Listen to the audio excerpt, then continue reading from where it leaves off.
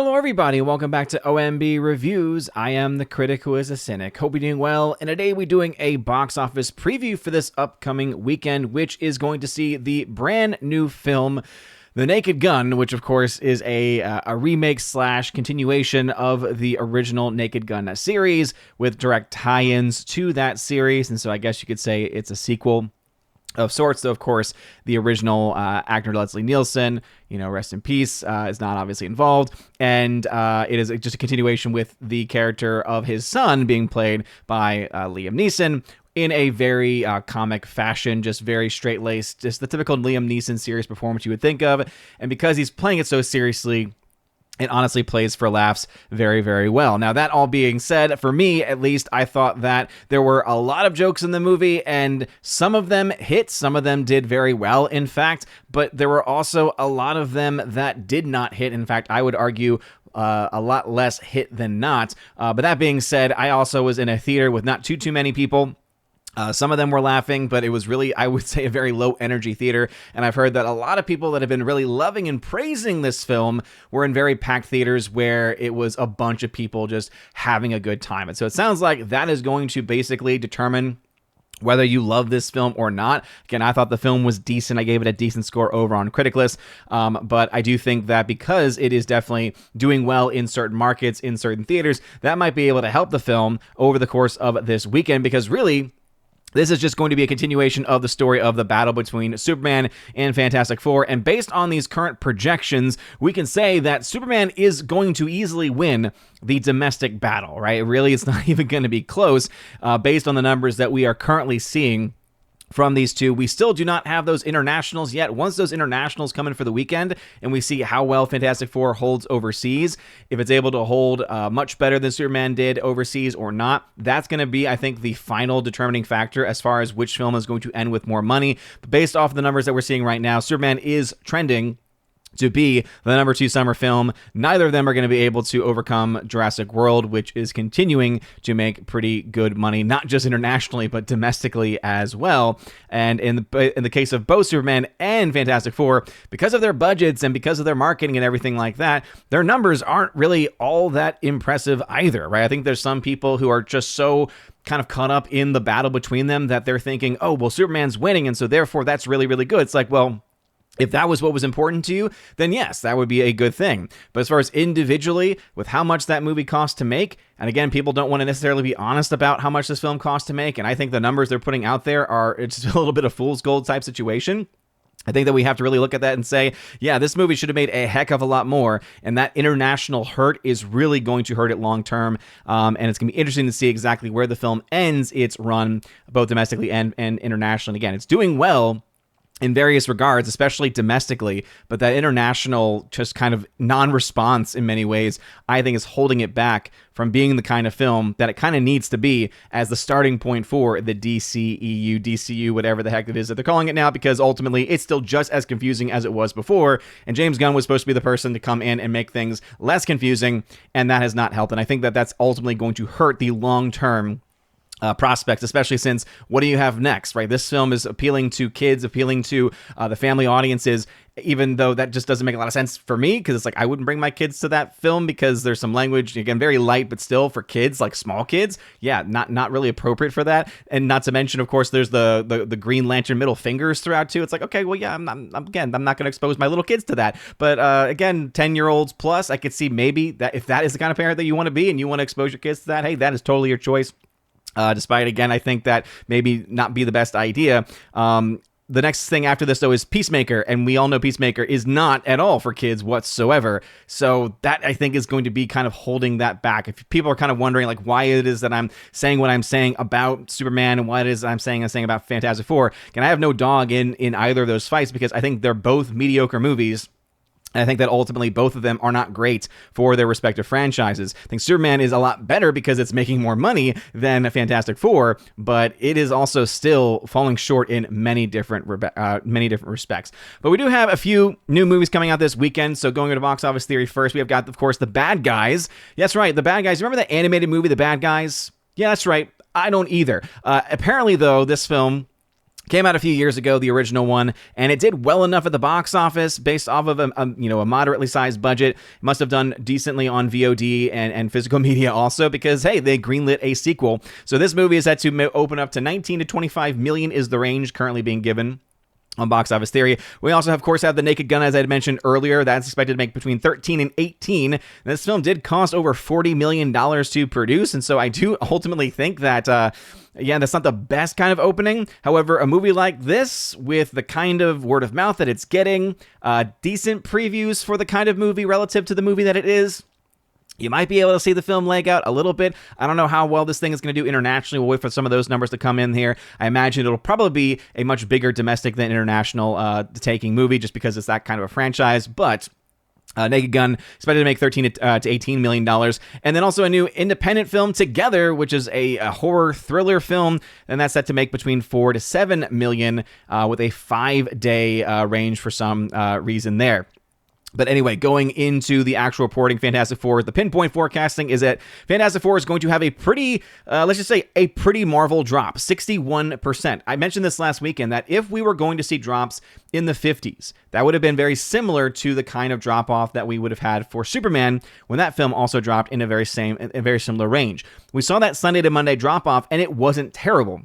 Right, the Sunday to Monday drop-off for Fantastic Four was in that 60% range, which is actually on the lower end of a lot of more modern MCU movies. That being said, even though this is, I would argue, on the healthier side of MCU drops, because we've seen some in the 70s and 80% range, being 60% plus is still not a good sign because it just ultimately reaffirms the fact that this is absolutely a front-loaded property, both domestically and internationally, and therefore it's going to be basically that law of diminishing returns from this point going forward. So we'll have to wait and see exactly what happens internationally, but this is not where it wants to be domestically. This is a very bad drop. Yeah, not the worst in its history, but it's definitely not the kind of drop that it would have wanted to see. If it was having the kind of word of mouth that the MCU stands, again, there's the MCU stands, there's the gun nuts for Superman, right? Every fan base has their crazies, right, that are just going to defend it no matter what. It's just almost this blind loyalty. But ultimately, whether you agree or not, whether you want to admit it or not, having a 61% drop, right? Having that typical MCU drop is just that reminder that, yeah, your hardcore MCU fans saw this thing opening weekend, and that pushed it to not even be able to beat Superman, but still over $100 million, and that's something the MCU has not been able to do this year in their domestic opening weekends, but it's still also clearly not a lot of people going back to see it a second time, and also not a lot of holdover audience just in general. So this is not a good place for it, and we could expect that in this battle that is waging between these various films, if it continues to have drop-offs like this, that down the line in a few weeks, you could see Superman end up edging out in its long-term better than the Fantastic Four's long-term. And again, still too early to tell for that, but that's what we get from the kind of drop that we're seeing here with 61%. And that is also, I would say, one of the more conservative numbers that we're seeing, because there's other sites that are actually saying that it'll make a little bit less. So going over to Box Office Pro, they're actually being a bit more bullish here, saying 45 to 55 million is what they suspect the film will make in its second weekend. But then Box Office Report, they actually have it at a 65% drop, making $41.5 million. And so that'll be very interesting to see, because there's some disagreements here. But all of them are essentially in agreement that it's going to be in that 60% range. Now, but if Box Office Pro's numbers are correct, and if it comes in closer to $55 million, that would put it into that 50s range. If it drops in the 50% range, that I think will actually be a pretty positive sign, and the story, the narrative will change just a little bit.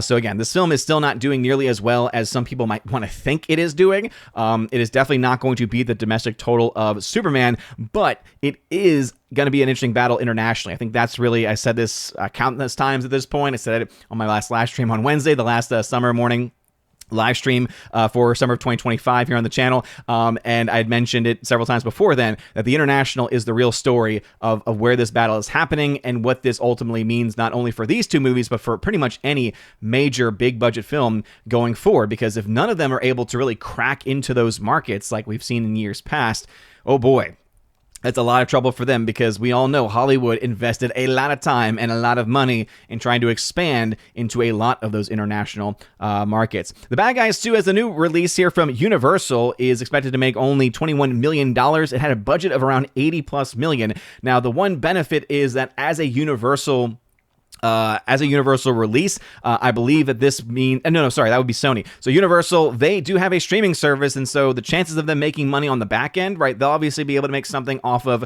VOD sales and such, but it's going to be, in that case, going over to Peacock eventually, and so that actually could end up eating into potential profits there. So we'll have to wait and see on that one. We'll see what this thing does internationally. I don't really understand why again, I know on paper the first film was able to make its money back, but not a whole lot. It wasn't this huge profitable film, and I think they greenlit it maybe a little bit too quickly. And it's a movie that I imagine a lot of comments are going to say, what? The bad guys, what? There's a sequel to this movie? No one really went to go see it, right? Obviously enough did, but not a lot. And so I can't imagine this film doing all that well. Haven't heard much about it either, but we'll have to wait and see. Superman is expected to drop 30%. This is a very, very good hold. So remember, I mentioned this last weekend that we were not seeing the kinds of holds Superman would need to have in order for it to be a big domestic success going forward, right? That it would basically seemingly cap out around $350 million as being a potential in range. Having a projected drop now at 30%, that is a much better situation, and that's what it's going to be wanting to actually go and reach. Now, it is at a 38% drop according to Box Office Report, so we'll see if their projections are correct there. The number 2 spot going to the Naked Gun over on Box Office Pro with $22 to $28 million. Bad Guys 2 getting $22 to $28 million. They don't have Superman in that discussion for top 3. I would not be surprised to see that happen.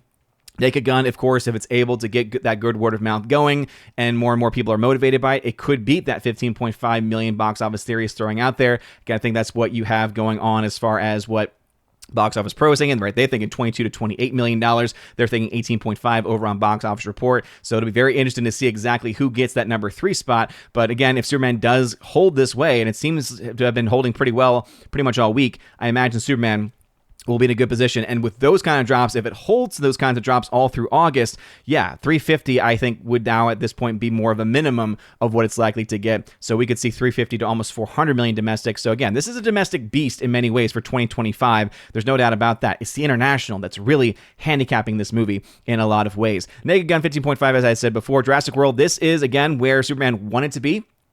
This has been dropping in the 30s every single week. Rebirth has. Superman, of course, had that drop in the 50s, but then in its third week on, it was seeing drops in the 50s continuously, and so it was, again, a little bit more than probably what it wanted to see.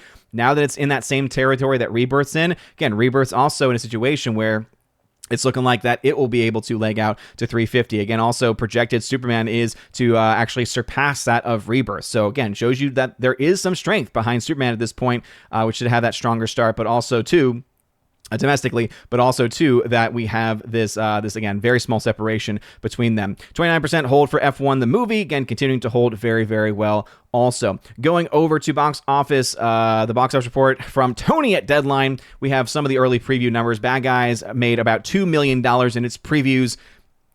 Take that for what it is. Naked Gun made about $1.6 million in its, and according to his commentary here, it says Paramount, on the precipice of its August 7th merger with Skydance, is trying to bring the big screen comedy back alive with their reboots of the 1980s classic with Liam Neeson, Pamela Anderson movie, doing $1.6 million. Comedy camps are hard, but The Naked Gun isn't that far from Sony's R-rated Jennifer Lawrence movie No Hard Feelings, which did $2.15 million on its Thursday, had a 4 p.m. start time, which turned into $6.3 million Friday and 15 million 3-day. That's what's hoped for here, as Akiva Schaffer directed, Seth MacFarlane produced redo. So again, not a whole lot of commentary there, but he's projecting 15 million based off of that Thursday preview. I think the Thursday preview is going to be a bit of that fool's gold, again, because it doesn't tell us a whole lot. I think walk-up traffic is going to be big. If they're able to get a lot of people because of word of mouth walking up to this movie, and I think this could end up happening, like I think the film has the potential to do that, that you absolutely could see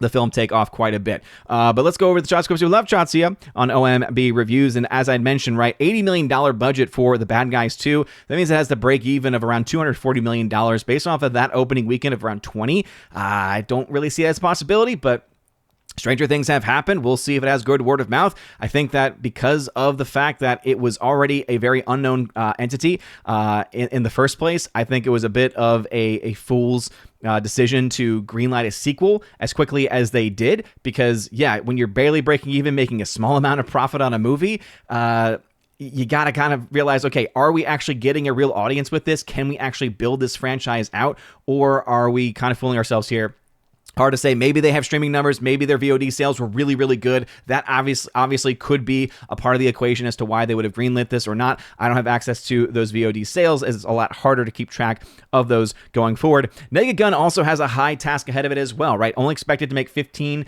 on the higher end, 20 to 25 million domestically.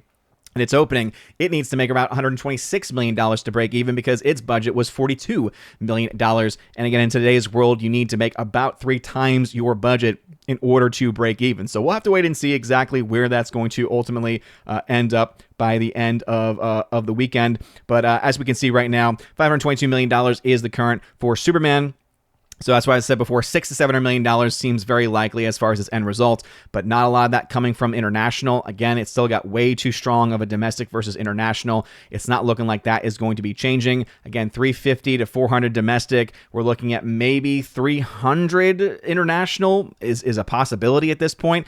And again, that would definitely push this thing upwards to $600 to $700 million globally. But as I said before, with that budget, again, we cannot ignore that. We cannot ignore the marketing either. It is still not broken even, and it still has a long way to go. And again, this number here, that $129 million in financial losses, that is only putting the budget at $255. And I think that is a fair budget to give this movie, which likely cost a lot more than that, even with any tax incentives that it may have actually received. All the while, you have Rebirth running away with it, $739 million. Again, $800 million is easily on the table for that movie. And then Fantastic Four, $250 million as of right now. This is also going to be one of the biggest box office losers of this year because, yeah, not really seeing much of anything. We don't have any updates yet from international, and so if this number balloons, if it gets to $200 million international, I don't think that's going to happen, but if it does reach $200 million international already, that would put it easily on pace to overtake Superman's. And if that is the situation, okay, then the ball games change as far as, okay, which one's going to do better, because even though Fantastic Four is very much behind in the tracking up against Superman's domestic, if it's only able to be off by about 50 million domestic, but it's able to have a similar advantage, if not more, international, then global totals end up being a wash. And then it's, again, anyone's game as far as who wins. And so we'll know a lot more on Sunday. That's why the preview, it's always like, okay, here's kind of the general narrative of what likely will happen based off of the overall metrics, but we won't have anything for sure until those Sunday estimates come in. And so we will break all that down on Sunday. And so what are y'all's thoughts about this first weekend of August? Crazy that it's already August. We start our meetings for school back on Monday. So, oh boy. Back into the school time, back to school. That's why for me, summertime is essentially over. So for the last weekend of summer, I don't care what anyone else says, what do you think is going to end up walking away with the biggest surprise? I think Fantastic Four is going to win. I think there's no doubt about that. I don't think Bad Guys is going to surprise anybody. I think that if anything, Superman's Hold could surprise some people. I think Naked Gun could do better. Do you think Naked Gun has that potentiality? I've heard a lot of people. I know everyone's been commenting. Well, Jay loved it. Drunk 3PO loved it. And yeah, he did. Shout out to Jay. I love Jay. Drunk 3PO. He did love the movie. For me, I thought it was fine. I gave it in the 50s. I think I gave it a 55% decent score over on Critic List. I imagine that it'll probably end with a rad score if it hasn't already. It was very close to getting there. In fact, we like to do things live here on OMB Reviews because it keeps me honest. Right, keeps me honest. So let's see if we have any updates here. People are already putting their comments in about the Late Show with Stephen Colbert. Oh boy, what a trash fire that has become. But let's go ahead and put in the Naked Gun, and let's see if it has one. Yeah, with 10 reviews, and so it has reached the threshold to have a public score. So with 10 reviews in, 66% rad score. That's about where I would expect this movie to be. Again, it's not the best thing ever, but hey, for an hour and 25-minute movie, and let's be honest, the credits actually have stuff going on throughout it. By the time the actual movie ended, the movie was only about an hour and 10, maybe an hour and 15 minutes long, and then the rest is credits. So, and of course you have the trailers beforehand, but it's a very short movie. It's a very crisp run. And other than it having just, again, thousands and thousands of jokes, of which I think 25 to 40% maybe hit, and then the others don't really hit that much, or you miss them because you're laughing at the one that did hit. Yeah, I think that's going to be enough, though, to drive a lot of people out. to support this movie. Again, I gave it a 55%. You have a bunch of rads in here. The Gary of the Banjo Sandwich, Worthington, gave it a heinous score. His scores tend to be ones that I disagree with. Tom Connors, Mead, Midnight's After Edge, gave it a 75%. The people who are giving it 90% plus, I think that's a bit much. I think the 5% heinous from D-Smart, I think that's a bit harsh there. I think that ultimately, though, it's going to fall in that decent category because it's, again, it's fine. I don't think it's going to live up to the original. I don't think it's trying to. It kind of is self-referential in that way. It makes fun of itself. It's always good when films kind of know what they are. They don't try to be something that they're not, but anyway, with all that being said, what do you think is going to be the surprise this weekend? Do you plan on seeing any of these films? Let me know in the comment section down below. If you like this video, make sure you smash that like button. Light up that, never mind, you can't light that fire button up on Odyssey anymore because Odyssey as a platform just fell apart. But anyway, smash the rumble button as well. You guys are all amazing and beautiful. Have a wonderful rest of your day. A blessed Friday, holy feast of the Maccabees. And first day of August, so I'll try and get my August shoutouts video live in time for this weekend's box office breakdown on Sunday. So here are our last July shoutouts. Lots of new members on the channel from our live stream the other day, and so I did want to just give a special shout out to English Batchers for gifting those new memberships. And if you are a new member on the channel, make sure to check out the community tab, the post tab, because then you get access to special podcasts, exclusive extra podcast content. And also, if you a Keeper of the Bifrost level or above, you get access to a lot more, but I'll explain that all in the outro. You guys are great. Have a wonderful rest of your day, a blessed Friday, and as always, God bless.